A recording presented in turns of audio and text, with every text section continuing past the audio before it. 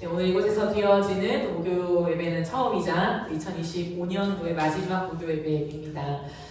오늘 마지막으로 해서 다시 한번 좀 준비하고 또 2026년 1월 첫째 주 함께 우리가 목요 예배로 만나기를 기대합니다. 오늘 우리 함께 보실 말씀은 누가복음 8장 40절에서 48절 말씀입니다. 누가복음 8장 40절에서 48절 말씀. 우리 다 차리셨으면 합독하겠습니다. 시작. 예수께서 돌아오심에 우리가 환영하니 이는 다 기다렸음이로라. 이에 회당장이 야이로라는 사람이 와서 예수의 발 아래 엎드려 자기 집에 오시기를 간구하니 이는 자기에게 12살 된 외딸이 있어 죽어가니라. 예수께서 가실 때에 우리가 밀려들더라. 이에 12회를 혈류증으로 앓는 중에 아무에게도 고침을 받지 못하던 여자가 예수의 뒤로 와서 그의 옷가에 손을 대니 혈류증이 즉시 그쳤더라. 예수께서 이르시되 내게 손을 댄 자가 누구냐 하시니 다 아니라 할 때에 베드로가 이르되 주여 우리가 밀려들어 이나이다. 예수께서 이르시되 내게 손을 댄 자가 있도다. 이는 내게서 능력이 나간 줄 알미로다 하신대. 여자가 스스로 숨기지 못할 줄 알고 떨며 나와 엎드려 그 손댄 이와 곧 나은 것을 모든 사람 앞에서 말하니 예수께서 이르시되 따라 내 믿음이 너를 구원하였으니 평안히 가라 하시더라. 아멘. 네, 오늘은 기적을 넘어 깊은 대화로라고 하는 제목으로 하나님 말씀을 나누도록 하겠습니다. 제가 10대 때요 저희 아빠에게서 가장 자주 들은 말이 뭐냐면 우리 딸 뭐 필요한 거 있어? 라고 하는 질문이었어요. 항상 저를 보시면 아주 자주 우리 딸 필요한 거 있어? 이렇게 질문을 하셨어요. 때로는 제가 뭔가 하고 싶은 것을 이야기할 때마다 저희 아빠는 굉장히 경청해 주시면서 항상 지지해 주셨어요. 한번 해봐. 한번 해봐. 그리고 뭐 필요한 거 있으면 아빠한테 얘기해. 항상 레퍼토리가 똑같았어요. 평생 택시 운전을 하시며 하루 벌어서 하루 먹고 살았던 그런 삶이었지만 딸을 향해 다정하게 대화해 주셨던 그 음성이었어요. 그리고 제가 30살이 되어서 서울로 올라왔어요. 아빠랑 헤어져 살게 되었죠. 그때 아빠가 거의 매일같이 전화하셨어요. 매일같이 전화하셔서 그때도 자주 들었던 말이 뭐냐면 우리 딸 밥 먹었어? 우리 딸 밥 먹었어? 돈은 있어? 이런 질문이었어요. 그런 다음에 마지막에 항상 이 말로 마무리를 해요. 우리 딸 사랑해, 안녕 이렇게 해요. 저희 아빠는 항상 안녕 이러고 인사를 하더라고요. 그래서 저도 응 안녕 하고 끊어요. 절대 사랑한다는 말은 안 했어요. 아빠가 사랑해 라고 하면 응 안녕 이렇게 하고 끊었던 기억이 나요. 아버지가 돌아가시고 지금 생각해 볼 때에 그때 그 사랑한다는 말이 뭐였다고 뭐라고 그거 한마디 안 해줬나 참 인색했던 사랑한다는 표현에 인색했던 제 자신을 돌아보며 많이 눈물을 머금곤 합니다. 근데 아빠가 돌아가시고 지금까지 저는 그때의 사랑을 먹고 사는 것 같아요. 그때 아빠가 들려줬던 그 음성을 다시 기억하면서 살아가는 것 같아요. 그 자상한 음성이 제게 뚜렷하게 남아있고 참 그립죠. 그리워요. 사람은 부모의 사랑을 먹고 살아요. 아시죠? 사람이 겉으로 이렇게 건강해지는 것 말고 내면이 건강해지는 것, 내면이 자라고 건강해지고 풍성해지는 것은 부모의 사랑을 먹을 때이죠. 비싸고 대단한 것들을 해주는 그런 행위보다도 자식을 진심으로 사랑하고 위하는 관심을 가지는 그 따뜻한 말 한마디, 그 사랑을 자녀들은 먹고 삽니다. 사랑의 표현이라고 하죠. 그 사랑의 표현을 자녀들은 담고 살아가요. 오늘 본문을 보니까 어린 딸을 향한 절박한 마음을 가진 한 아버지의 이야기가 시작돼요. 40절 말씀을 보시면 예수께서 돌아오시니 우리가 환영하니 이는 다 기다렸음이로라. 이에 회당장인 야이로라는 사람이 와서 예수의 발 아래 엎드려 자기 집에 오시기를 간구하니 이는 자기에게 12살 된 외딸이 있어 죽어가니라. 회당장이라고 하는 야이로. 회당장이라고 성경은 기록하고 있죠. 이 당시 회당장은 모든 예배를 총괄했던 지휘자 격이었어요. 관리인이죠. 그는 사회적으로 보아도 많은 사람들에게 존경을 받는 그런 위치였어요. 마을 회당의 질서와 운영을 책임지는 리더십이었던 거죠. 그렇기 때문에 핵심 인물이었어요. 영적, 사회적 영향력이 굉장히 컸던 사람, 그 사람이 바로 회당장이에요. 네, 야이로라고 하는 이 사람이 바로 그 회당장이었던 거죠. 근데 그런 회당장에게 외동딸이 있었대요. 회당장에게 있어서 외동딸이라는 개념은 단순한 가족의 일원 정도가 아니라요. 이 사람의 미래이자 정체성이기도 해요. 모든 것이 걸려있는 거였어요. 왜냐하면 이 시대에는 물론 남녀의 차이는 있었지만 자신의 그 자녀가 모든 유산을 상속받는 그 기업을 이어가는 대상이었기 때문이에요. 그러니까 외동딸이었잖아요. 하나밖에 없는 딸이었기 때문에 너무나 중요했던 자신의 미래와 같았던 대상이 바로 이 딸이었어요. 그런데 이 딸이 죽어간 거예요.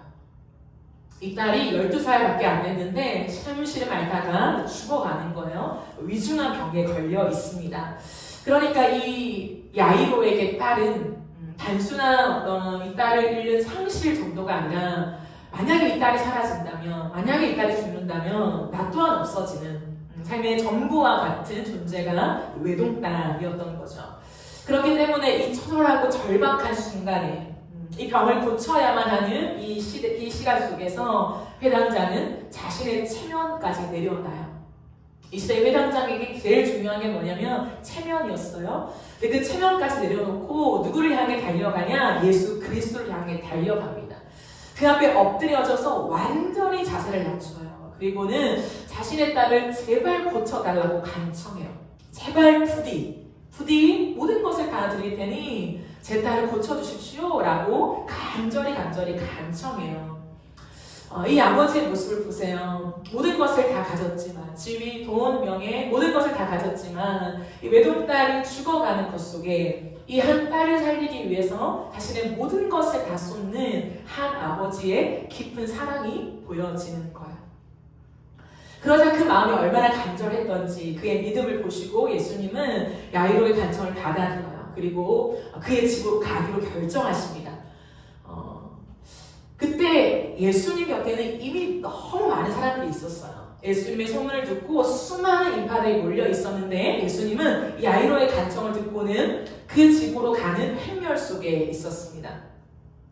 그런데 그때 그 인파를 뚫고 야이로의 집으로 가는 그 행렬 속에서 한 여인이 등장해요. 오늘 이 본문은 샌드위치 구조라고 이야기합니다. 한 이야기, 큰 이야기 안에 다른 이야기가 삽입되어 있는 그런 구조를 가지고 있어요. 그러니까 사실 이 본문의 메인은 야이로의 딸을 고치러 가는 여정이에요. 앞과 뒤가 다 야이로의 딸이 핵심입니다. 근데 그 중앙에 누군가가 마치 끼어든 것 같은, 찬물을 끼얹는 것 같은, 불청객인 것 같은 한 사람이 등장하는 거예요. 그 사람이 바로 혈류증 여인이었어요. 성경은 그의 이름을 소개하고 있지 않습니다. 이름도 밝히지 못할 만큼 굉장히 비천한 존재였던 것 같아요. 혈류증 여인으로만 소개하고 있습니다. 이 당시에 혈류증이라는 말은 뭐냐면 자궁출혈증이에요. 여자의 자궁에서 끝없이 출혈이 되는 것, 피가 멈추지 않는 그런 병이었어요. 그렇기 때문에 이 당시에 이런 혈류증은 격리의 대상이 되었어요. 사람들 안에서 같이 살아가지 못한 채 격리하여 살아갈 수밖에 없는 한마디로 부정한 여인이었다는 거죠.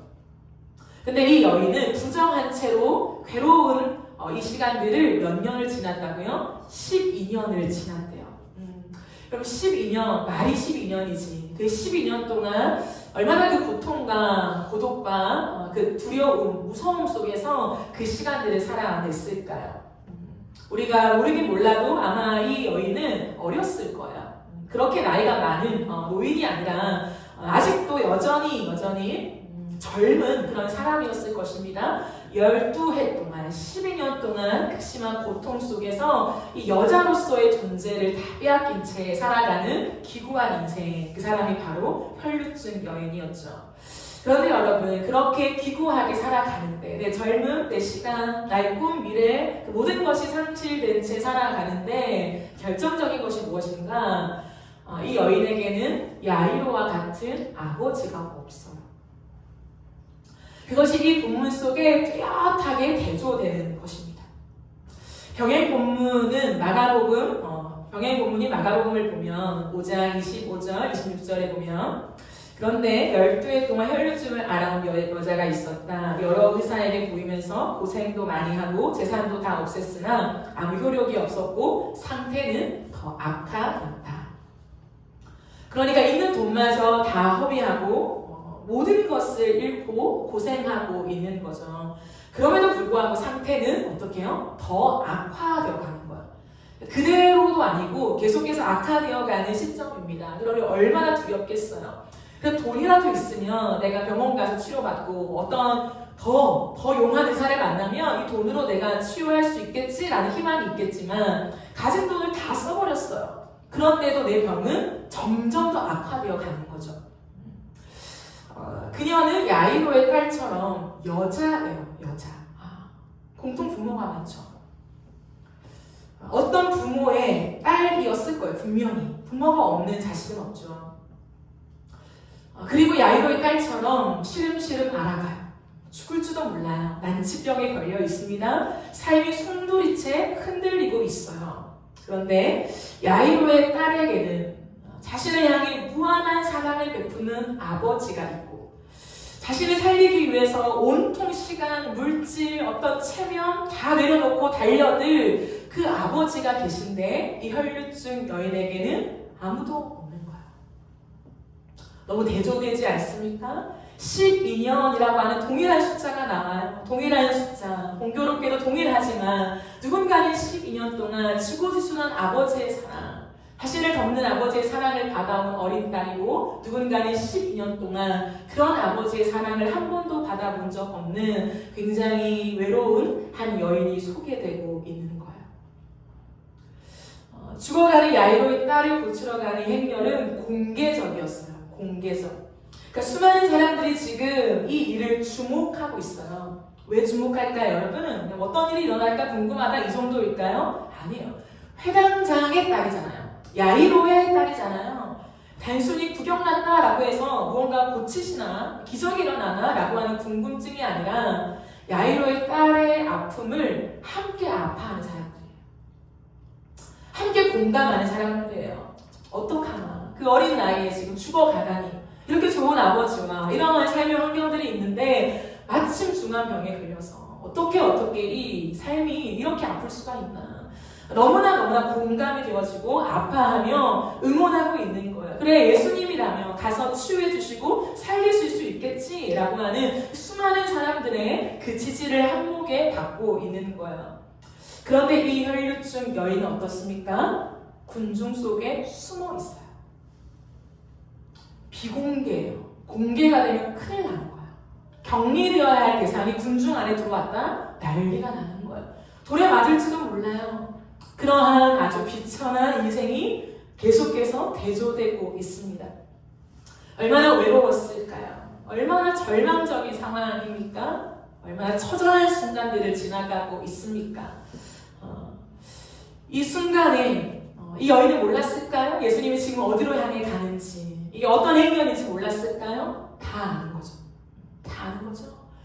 누군가는 그 아버지의 사랑을 흠뻑 받아 어쨌든 그 예수님을 모시고 자기 집까지 가는데 나라는 한 인생은 아무도 없는 멀리서 물끄머니 그것을 바라보기만 해야 하는 그 여인의 그 심정이요. 얼마나 가슴으로 많은 눈물을 흘렸을까요? 그런데 병 때문에 모든 것을 잃고 내일의 희망이 없는 혈류증 여인이 예수님의 소문을 듣고 그 곁에 와요. 예수님의 소문, 그 소문을 들으면서 이 여인 안에는 믿음이 생겨요. 내가 모든 것을 다 허비하며 지금까지 병을 고치지 못했지만 그래도 이 예수님이라면 나를 고치실 수 있겠다. 내 인생 속에 내가 해결할 수 없는 문제, 내 인생의 미래를 가로막고 있는 이 문제를 해결하기 위해서 내가 할 수 있는 모든 것을 다 쏟았지만 안 됐어요.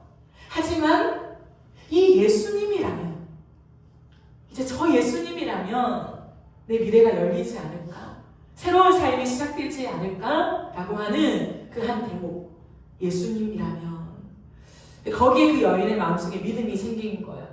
그래서 모든 것을 잃었지만 이 여인의 심장에는 예수님을 향한 믿음이 가득 담겨 있어요. 근데 그 믿음이 마침내 이 여인을 살리죠. 이 여인은 수많은 군중들 속에서 예수님의 뒤로 조심스럽게 걸어가서 주님의 옷가를 만져요. 누가복음 8장 43절, 44절을 보면 12회의 혈류증으로 앓는 중에 아무에게도 고침을 받지 못하던 여자가 예수의 뒤로 와서 그의 옷가에 손을 대니 혈류증이 즉시 그쳤더라. 병의 문문인 마가복음 5장에 보면은 이 여자가 왜 손을 댔냐 그 까닭을 이야기하고 있어요. 그 여자는 내가 그의 옷에 손을 대기만 해도 나을 줄 알고 만졌다. 그냥 한번 만져본 게 아니에요. 만지면 어떤 일이 일어날까가 아니라 그의 옷가에 손을 대기만 해도 내가 나을 수 있어 라고 하는 믿음을 가지고 있었다라고 하는 거예요. 그래서 진짜 그의 겉옷가에 손을 대자 그 여자의 몸에서 모든 혈류가 순식간에 그치기 시작하는 거죠. 그럼 옷 자체가 영험한 걸까요? 예수님이 입으신 옷이기 때문에 그 자체가 영험해서 옷 가에만 손을 만져도 놀라는 기적의 역사, 치유의 역사가 일어나는 것일까요? 성경은 그 옷가, 아주 짧은 옷가라고 하지만 그것을 그녀의 믿음과 연관시킵니다. 즉 옷이 영험한 것이 아니라 그 옷가에라도 손을 댈 때에 낫는다는 이 여인의 믿음을 성경은 강조하고 있는 거죠. 그러므로 사실은 그 옷가에 손을 만진 것은 굉장히 작은 행동이에요. 대단한 믿음이 아니에요. 거창한 믿음이 아닙니다. 누군가는 선전하고 자랑하고 소개할 그런 믿음은 아닌 것 같아요. 하지만 주님은 그의 옷가에 손을 만진 그녀의 행동을 믿음이라고 정확하게 읽어주십니다. 무엇을 말할까요? 그 내면 안에 있는 내용을 보신다는 거예요. 그럼 믿음은요, 하나님이 정확하게 우리의 심장을 관통하시고 읽어가시는 거예요. 누군가는 겉으로 봤을 때 저 사람 저런 행동을 하니까 굉장히 믿음의 사람이겠지, 저렇게까지 하니까 대단한 믿음의 소유자겠지 라고 하지만 주님의 관점은 좀 달라요. 주님은 어떤 행위 이전에 그의 심장을 관통하면서 그 안에 무엇이 들어있는가를 정확하게 보시고 믿음이 있냐 없냐를 판단하세요. 수많은 바리새인들한테 뭐라고 했습니까? 너희의 믿음이 없다라고 말하는 거예요. 예수님의 제자들에게 뭐라고 했습니까? 너희의 믿음이 적다라고 말하는 거예요. 그러나 이 여인에게는 그것이 믿음이다라고 주님이 인정해 주시죠. 이 믿음 때문에 그녀는 나음을 얻은 것입니다. 12년 동안 모든 것을 잃어버렸지만, 낳지 못했지만 그 믿음 하나로 그의 인생이 완전히 역전되고 변화와 새 생명의 기적을 경험하게 된 것이죠. 근데 여러분, 오늘 이 본문은 그 기적을 소개하고 싶은 대목이 아닌 것 같아요. 예수 그리스도 그 주님 앞에 나오면 우리의 모든 병이 낫고 우리의 인생의 문제가 해결되어지고 우리 안에서 그 소망이 다시 불을 당겨서 우리 인생이 역전됩니다 라고 하는 것을 말하고 싶은 건 아닌 것 같아요. 조금 더 하고 싶은 이야기가 있는 것 같습니다. 그러므로 이 본문에서 가장 주목해야 할 대목은 지금부터예요.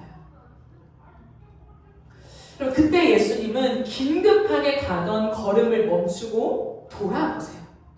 그럼 이상하지 않아요? 이미 고침을 받았습니다. 지금 예수님은 긴급하게 야이로의 딸을 고치러 가는 여정 중에 있어요. 그러면 능력이 나간 줄 알아도 그래 누군가가 고침 받았나 보다, 누군가의 믿음으로 고침 받았나 보다 라고 생각하시고 가던 길을 걸어갈 수 있었습니다. 근데 굳이 예수님이 굳이 가던 길을 멈추고 어떻게 해요? 돌아서요. 왜요? 옷가에 누군가가 만졌으니까. 자신의 옷가에 손을 만진 정확한 대상을 향하여서 주님은 돌아섭니다. 인격적인 태도이죠. 그 대상을 향하여 돌아서서 눈빛을 마주하고 싶은 예수님의 태도를 여기에서 발견할 수 있어요. 그리고 오늘 그 무리 속에서 크게 말씀하십니다. 45절에 보면 내게 손을 댄 자가 누구냐? 수많은 인파들이 있어요. 발 하나 이렇게 미치고 들어갈 틈 없이 많은 인파들이 예수님 곁에 있는데요. 뒤를 휙 돌아보시더니 그 수많은 군중들 속에서 예수님이 큰 소리로 누가 내 옷가에 손을 대었느냐? 라고 질문하세요.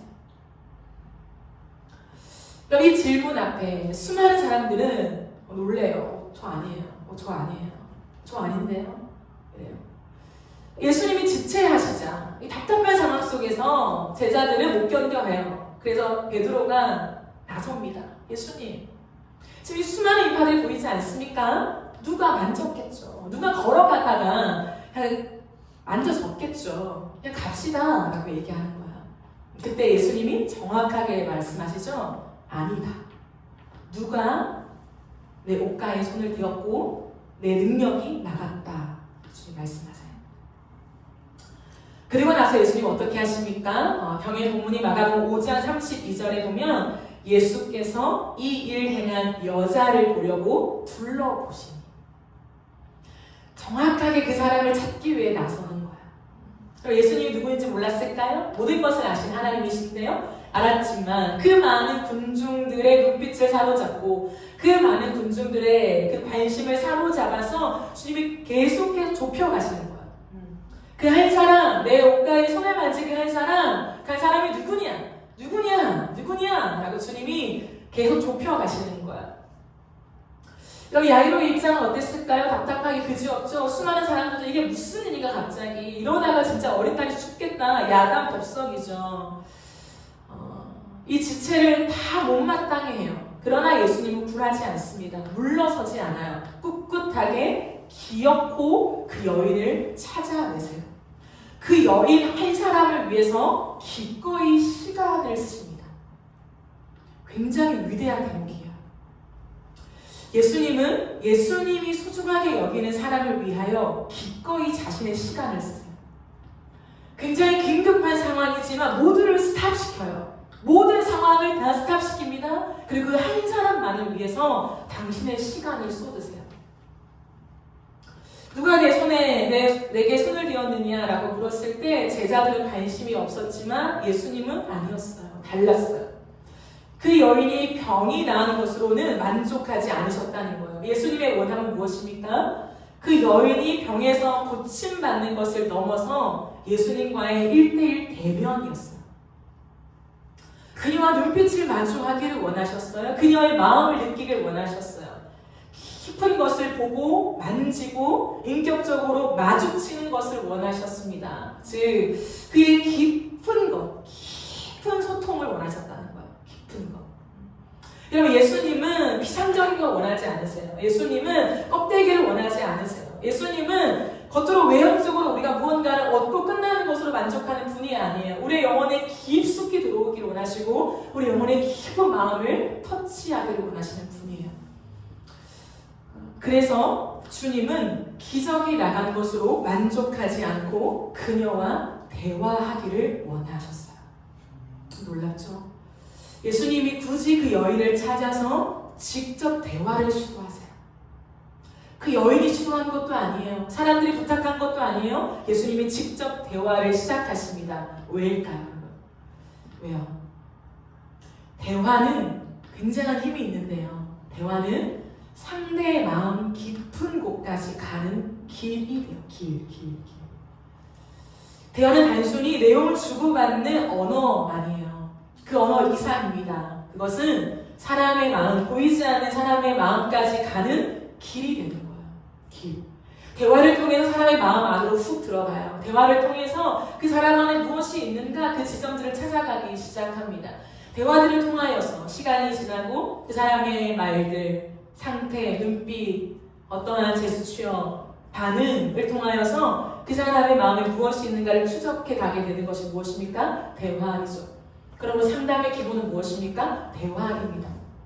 솔루션의 진짜 의미는 무엇입니까? 대화이죠. 대화는 그토록 중요해요. 그래서 대화는 내면의 병을 만지는 시작이에요. 사람의 이 병을 만지는 시작이 뭐라고요? 대화라고요. 그러므로 예수님이 이 여인에게 원하셨던 것, 주고 싶으셨던 것은 단순한 육체의 치유는 아니었습니다. 12년 동안 혈류증으로 알아온 것이 너무나 가슴 아프지만 그 병에서 놓여 해방된 거 축하할 일, 잘됐다. 너의 믿음으로 내 능력이 나갔구나. 끝나는 것이 아니었어요. 몸만 나은 것으로 돌아가기를 원하지 않았어요. 이게 예수님의 마음이었어요. 그래서 주님이 그녀를 찾습니다. 몸의 치유보다 더 중요한 것은 예수 그리스도를 인격적으로 만나는 것이기 때문이죠. 병을 고침 받는다고 예수님을 인격적으로 만나는 것은 아니에요. 수없이 많은 기도를 하고 치유의 역사와 사역들을 하면서 고침 받을 수 있어요. 내 몸이 낫는 기적과 같이 은혜를 경험할 수 있습니다. 정말 죽을 병에서 나음을 얻는 기적 같은 간증을 가질 수 있어요. 그러나 그렇다고 해서 예수님과 깊은 1대1의 관계를 형성하게 되는 것은 아니에요. 예수의 존재를 부인하지 못하겠죠. 그가 하나님이신 것과 정말 나를 치유하시는 살아계신 신이라는 것을 부인할 수 없겠죠. 그러나 그 주님과 내 가슴과 가슴이 맞대는 친밀하고 인격적인 사랑을 나누지는 못해요. 그 사랑을 이해할 수 없게 되는 거죠. 예수님은 그 여인에게 주고 싶으셨던 것이 예수님과의 인격적인 만남이었어요. 예수님을 만나면 어떻게 되는지. 치유가 아니라 그 정도가 아니라 그 예수님의 눈빛과 마주하게 된다면 예수님이 우리의 내면 안으로 손을 대서 우리의 마음을 만지기 시작하신다면 어떠한 일이 일어나는지. 그러므로 예수님은 전인적의 구원을 주시는 하나님이세요. 절대로 병의 치유, 내 문제 해결 그것만으로 구원이라고 말하지 마십시오. 내가 이 땅에서 죽고 마감되면 영원한 천국에 들어가는 그것만을 구원이라고 말하지 마십시오. 이 땅을 살아가는 동안에 사람이라고 하는 존재를 만드신 분이 하나님이세요. 오감을 만드셨고 모든 걸 다 느끼게 하셨고 사랑이라고 하는 것을 경험하게 하셨죠. 사랑이 무엇인지 언어뿐만 아니라 내 몸의 전율함, 누군가를 볼 때 견딜 수 없는 마음, 때로는 심장의 아픔, 두근거림, 터질 듯한 감정, 보지 않고는 견디지 못하는 미칠 듯한 기분, 이 모든 것을 형성하신 분이 예수님이에요. 근데 그 예수님이 사람을 만드셨고 그 사람과 관계하시는데 그 사랑 자체이신 예수님과 한 번도 가슴 터지는 사랑을 해본 적이 없다니. 그 주님과 눈빛을 마주하며 그 눈빛의 언어로 교감해 본 적이 없다니. 그 주님과 손끝을 댈 때 그 짜릿함을 느껴본 적이 없다니. 오늘도 주님을 만나지만 내가 더 주님을 보고 싶어서 시간 가는지 모르고 기도하고 찬양하는 그 가슴 터질 것 같은 보고 싶음을 알지 못한다니. 너무 큰 것을 잃어버리고 있는 거예요. 예수님은 이 여인에게 가장 중요한 것을 주고 싶으셨던 거죠. 예수님은 자기에게 손을 댄 이 여인의 심정을 헤아리고 계셨어요. 12년이라고 하는 혈류를 앓는 시간 동안에 이 여인의 가슴 안에 담겨 있었던 눈물, 어떻게 해도 안 될 것 같은 좌절감, 두려움, 무서움, 홀로 남겨질 듯한 그 고통, 그것을요 예수님은 헤아리고 계셨어요. 지난 세월 동안 겪었던 그 아픔을 읽고 계셨죠. 고독감, 냉대와 아픔, 상처. 그럼에도 불구하고 살아야 하기 때문에 내 병을 고치기 위해서 스스로 의사를 찾아다닐 수밖에 없었던 그 절박함. 그래서 예수님 다 알고 계셨어요. 제가 이번 주에 기도를 하는데 한 사람을 위해서 몇 시간을 울게 하셨어요. 그 한 사람의 인생, 내가 다 알 수 없지만 하나님이 특별한 은혜 가운데 그가 살아왔던 그 인생들을 조명해 주시면서 그 시간 동안에 그가 겪었을 감정, 기분, 삶의 공허함, 모든 것들을 하나하나 다 느끼게 하셨어요. 정말 한 세포 한 세포에 심장 하나하나에 다 느끼게 하시면서 몇 시간을 오열하게 하셨어요. 밤이 새도록 한 사람만을 위한 가슴이 끊어질 것 같은, 심장이 멎을 것 같은 눈물의 기도, 그걸 담아주셨어요. 불완전하고 한계가 있는 인간의 가슴에도 한 사람의 인생을 쳐다보게 될 때 밤을 새워서 울 수밖에 없는, 그 어떤 말이 아니라 입을 틀어막고 엉엉 울 수밖에 없는 가슴이 느껴지는데 하나님은 어떠시겠습니까? 다 말할 수 없는 우리의 인생의 아픔과 고독감과 그 시간들을 하나님 다 알고 계시다는 거야. 그리고 하나님은 그것을 건드리기를 원하세요. 거기에서부터 진정한 존재의 치유와 회복이 일어나기 때문이죠. 그런 예수님의 스탑, 그리고 누가라고 하는 누군가를 찾아내시고자 하는, 찾아내지 않고는 가지 않기로 결정한 것과 같은 강력한 주의 콜링 앞에서 이 여인은 견디지 못하고 나서게 됩니다. 47절이죠. 여자가 스스로 숨기지 못할 줄 알고 떨며 나와 엎드려 그 손댄 이유와 곧 나은 것을 모든 사람 앞에서 말하니. 자, 흥미로운 대목이에요. 공개적으로 한 사람의 아픔과 그 죽음의 길목 속에서 다 공감하며 아파해주며 눈물을 흘리며 그런 것과 반대로 이 여인은 숨어 있었잖아요. 그러니까 아무도 알아주지 않았다는 거예요. 이 여인의 눈물, 12년의 세월들, 뭐 어떻게 지냈는지, 그렇구나, 혈류증 걸렸구나, 이거 시간 되게 힘들었겠네, 요 정도죠. 근데 예수님께서는 그 여인의 깊숙한 마음을 아시고 어떻게 해요? 공개적으로 드러내버리세요. 야이로가 모든 사람들 앞에서 자신의 딸이 죽어가는 이 비통한 소식을 알리면서 여보시오, 기도 좀 해주세요. 여러분, 제 딸이 죽어가요. 이 행렬에 동참해주시고 제 딸이 살아나도록 같이 응원해주세요 라고 했던 것처럼, 그 아버지의 심정처럼 예수님은 마치 이 혈류증 여인의 아버지가 되어서, 여러분 보십시오, 이 여인이 얼마나 기구한 인생을 살았는지, 얼마나 아파서 힘들어 있었는지, 얼마나 고독한 시간을 보냈는지 주목하십시오 라고 하는 것과 같아요. 모든 사람이 이 여인을 무시하죠. 야, 너 때문에 지금 시간이 지체돼. 누구야? 너였어? 뭐야 그 여인. 사람들은 이 여인에게 수군거리지만 예수님은 이 여인이 주님 앞에 와서 엎드려 모든 사실을 고하자 가장 먼저 하시는 말씀이 있어요. 예수님이 정말 모든 걸음을 스탑하고 이 여인을 찾고 찾은 이유, 이 여인을 꼭 만나야만 하셨던 이유, 이 여인을 만나면 그 눈빛을 마주하면서 꼭 해주고 싶었던 그 말, 그게 있었어요. 그것을 이 여인에게 이제 하기 시작합니다. 48절이죠. 예수께서 이르시되 딸아, 내 믿음이 너를 구원하였으니 평안히 가라 하시더라. 딸아.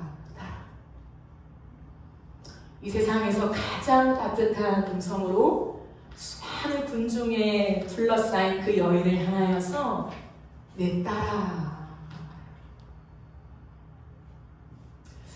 예수님이 그녀에게 그토록 들려주고 싶었던 음성이 무엇이었냐면 딸아. 이 한마디 하고 싶어서 그를 찾으신 거예요. 딸아, 평생 아버지의 보호도 받지 못한 채 혼자서 삶을 꾸리며 혼자 병을 고치기 위해 처절하게 살았던 외로운 여인에게 예수님은 아버지가 되어주세요.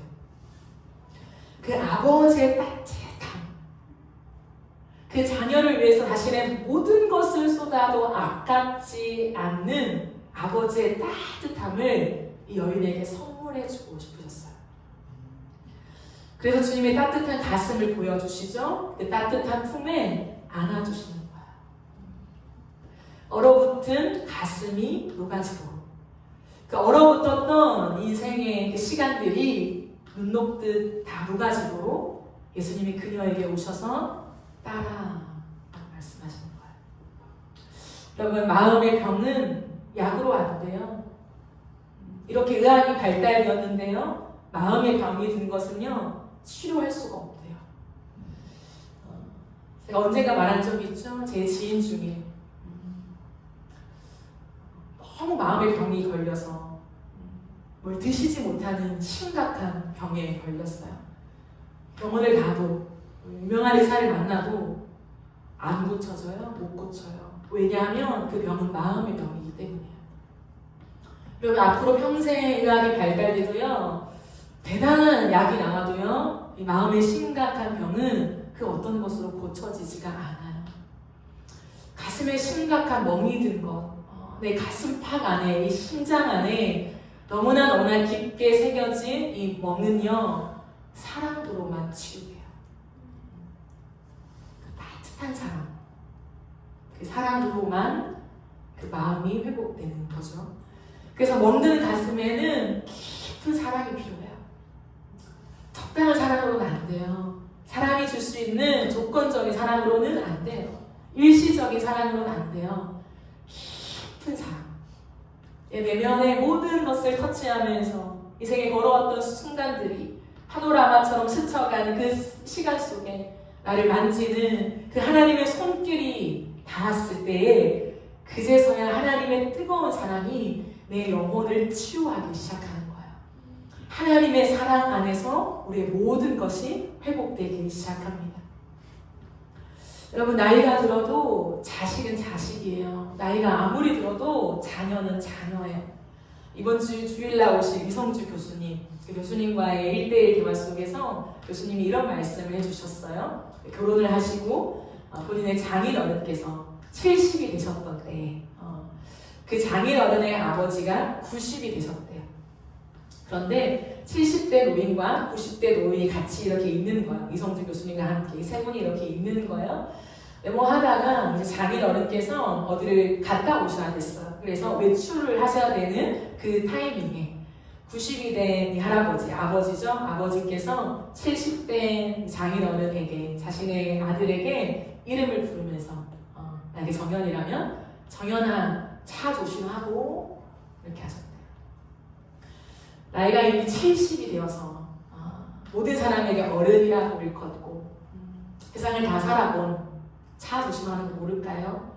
90이 된 아버지는 여전히 70대 노인도 자기에게는 그냥 아들인 거예요. 마냥 어린 아들처럼 그 사랑을 갖고 계시는 거예요. 그러니까 70대 노인이 외출하실 때 차 조심하고 이렇게 하는 거예요. 이게 하나님의 마음이에요. 우리를 향한 하나님의 마음은요, 아버지의 사랑이에요. 아버지의 마음. 우리가 어디인가에 걸어갈 때 차 조심하고, 밥은 먹었어? 이렇게 항상 물어볼 수밖에 없는 그 아버지의 마음이라는 거예요. 그러니까 우리는 관계 안에서 마음을 터치하며 살아야 하는 존재입니다. 서로 손을 잡고 호응도 하고 눈빛을 교감하면서 마주보며 웃어주어야 하는 그런 존재이죠. 예수님은 그것을 아셨기 때문에 인생에 너무나 삭막하게 꽁꽁 얼어붙은 그 여인의 인생을 당신의 사랑으로 녹여주길 원하셨어요. 너무나 추웠지. 너의 인생이 너무나 외로웠지. 그 긴 밤을 그렇게 떨면서 걸어왔지. 이제 내가 너의 품으로 너를 초대할게. 사랑의 이불로 너의 인생을 덮어줄게. 이제 춥지 않을 거야. 이제 혼자 그렇게 걸어가지 않아도 괜찮아. 내가 너의 아버지가 될 거야. 이게 하나님의 마음이에요. 하나님의 마음. 그래서 그 여인에게 주님은 마지막으로 공개적으로 그의 믿음을 칭찬해요. 칭찬을 받아본 적 있을까요? 없겠죠. 걸리지 말아야 할 혈류병에 걸렸는데요. 부정한데요. 누구에게 칭찬을 받아요? 천덕꾸러기죠. 곁에 오지 말라는 얘기만 듣죠. 네, 예수님이요, 수많은 군중 앞에서 그의 믿음을 칭찬하십니다. 따라 내 믿음이 너를 구원하였으니 평안히 가라. 평안히 가라. 주님이 그녀의 믿음을 칭찬하시면서 외적인 조건이 아니라 그 안에 있는 믿음만 보셨어요. 그러면 예수님은 우리 안에 믿음만 보십니다. 우리의 외적인 조건을 보지 않아요. 우리의 행위에 만족하지 않으시는 분입니다. 우리의 심장 안에 새겨져 있는 믿음을 정확하게 보시는 하나님이세요. 그 믿음이 없다면 주님은 지나치십니다. 하지만 아무것도 가진 것이 없어도 믿음만 있다면 주님은 멈추세요. 우리의 인생 가운데 주님이 어떻게 멈추실 수 있습니까? 어떻게 임재하실 수 있습니까? 어떻게 내 인생을 터치하시며 하나님의 사랑과 은혜와 인애를 경험하게 할 수 있습니까? 내 안에 주를 향한 믿음이 있을 때 그 믿음만 보셔요. 믿음만. 그럼 반드시 주님 우리에게 오세요. 반드시 터치하십니다. 주님은 이 한 여인에게 모든 것을 쏟아 부으십니다. 이게 우리 주님의 사랑이에요. 한 사람을 향하여 당신의 전 존재를 쏟아 부으시는 사랑. 이 온 땅에 수많은 군중 속에 마치 나 한 사람만 있는 것처럼 나를 주목하시는 하나님의 그 놀라운 눈빛. 그 군중들 속에서 오롯이 나 한 사람을 찾아내어 찝어내셔서 너여야만 한다고. 내가 지금 내 눈빛을 주고 싶은 사람은 너라고 정확하게 짚어내시는 하나님의 사랑이 우리를 향한 주님의 사랑이에요. 그럼 이 사랑을 받은 자들이 어떻게 달라지지 않을 수 있어요? 이 사랑을 받으면 어떻게 인생이 뒤집어지지 않을 수 있어요? 우리가 조금만 높은 사람들이요, 나만 쳐다봐도요. 이 수많은 무리 속에서 여러분, 앞으로 우리 교회가 100명, 200명, 1000명이 돼요. 그 1000명의 군중들 속에서 제가 한 사람만 쳐다봐요. 한 사람을 정확하게 찝어내요. 영광이 되겠죠? 그럼 비천한 한 인생이 그냥 목자라고 한 이유 때문에라도 한 회중석에서 나를 찾아낼 때에 정말 충성하고 싶은, 함께 가고 싶은 그런 마음이 드는데, 하물며 온 땅을 창조하신 하나님이 수많은 사람들 중에서 나밖에 없는 것처럼 나를 주목하시고 나를 보살피시고 나에게 관심을 가지시고 나에게 말씀하시고 내 삶을 하나하나 인도해 내시면서 내 삶을 구석구석 같이 면밀히 살펴보신다면 우리의 인생이 뒤집어지죠. 주님은 그 만남을 원하세요. 그 만남을 준비하십니다. 그래서 주님은 마치 아무 바쁜 일이 없는 것처럼 행동하세요. 이 여인을 모른 척해도 아무도 뭐라고 하지 않지만 기어코 그 여인을 찾아가 안아주시고 기어코 그 여인을 찾아내 주님 앞에 세우십니다. 여러분, 우리의 인생도 마찬가지예요. 우리의 인생에 예수님과의 마주함이 있어야 돼요. 우리를 오늘도 찾아내시는 하나님의 사랑, 그 사랑 앞에 맞닿아서야 합니다. 스웨덴의 한 영혼은 어디에나 있어요. 한 영혼, 자신의 그 인생, 누구도 봐주지 않았던 그 삶을 살아오는 사람들은 어디에나 있죠. 그 외로운 시간들, 그 고독한 시간들, 나만 아는 내 시간들 속에 잠식되어 있는 수많은 사람들이 있습니다. 네, 여러분, 그 사람들이 어떻게 다시금 일어나게 돼요? 누군가의 관심이에요. 누군가의 뜨거운 관심, 누군가의 뜨거운 사랑에 마땅해지면 달라져요. 누군가 그런 나에게 와서 같이 교회 가자고, 같이 신앙생활 하자고, 끝까지 우리 주님을 섬기자고 말해주는 그 사람을 만날 때에 영혼은 살아나게 되어 있습니다. 여러분, 그 사람이 되어주시지 않겠습니까? 이 땅을 살아가는 동안에 저와 여러분이 그 주님과의 대면을 경험하고 이제는 또 다른 사람에게 그 사람이 되어줍시다. 그들의 차가웠던 인생, 꽁꽁 얼어붙었던 그 인생을 녹여줄 수 있는 이불과 같은 사랑. 추웠지? 이제 내가 있어. 내가 너의 인생의 이불이 되어줄게. 내가 덮어줄게. 라고 말할 수 있는 그 사람이 되기를 원합니다. 비록 시간이 지체되고 야이로의 딸이 죽을 수도 있는 긴박한 상황에도 불구하고 한 여인, 병든 한 여인을 외면하지 않으시고 마침내 군중 속에서 찾아내시고 그에게 다가가시고 부드러운 따뜻한 음성으로 그에게 위로와 칭찬과 격려를 하신 그 예수님, 그 예수님의 사랑이 여러분의 사랑 되기를 주의 이름으로 축복합니다. 그 사랑으로 이 땅에 많은 영혼들을 살리는 이동부 처치가 되기를 주님의 이름으로 축복합니다. 우리 시간 함께 찬양합시다.